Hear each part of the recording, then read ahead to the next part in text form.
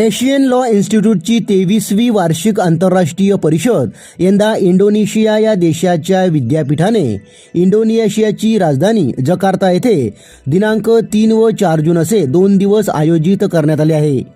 या परिषदेत संशोधन निबंध सादर करण्यासाठी विरार येथील advocate Alisha Karpe BA LLB LLM हिची निवड करण्यात आली आहे। अलिशा सध्या सिम्बायोसिस लॉ स्कूल पुणे येथे पॉक्सो या विषयावर पूर्णवेळ PhDचा अभ्यास करत आहे। त्यासाठी तिला फेलोशिप देखील मिळाली आहे। या ठिकाणी अलिशाने अभ्यासपूर्ण संशोधन केलेले अनेक प्रबंध प्रसिद्ध झाले आहेत। त्याची दखल घेत इंडोनेशिया येथे 3 व 4 जून रोजी होणाऱ्या एशियन लॉ इन्स्टिट्यूटच्या परिषदेत अलिशाची प्रबंध सादर करण्यासाठी निवड करण्यात आली आहे। त्यासाठी आज ती मुंबईहून इंडोनेशियाला रवाना झाली आहे। Children with special needs and abolish courtrooms in India involving children with special needs as witnesses through procedural convergence या महत्त्वपूर्ण आणि सामाजिकदृष्ट्या संवेदनशील विषयावरील तिने संशोधन करून तयार केलेला प्रबंध ती या परिषदेत सादर करणार आहे।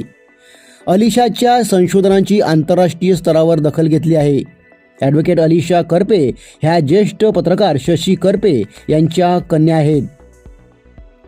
भारतातील तसेच महाराष्ट्रातील विद्यार्थ्यांसाठी हे यश प्रेरणादायी असून कायदा क्षेत्रातील तिची अभ्यासवृत्ती, संशोधनाची आवड आणि सामाजिक बांधिलकी याचा हा गौरव आहे।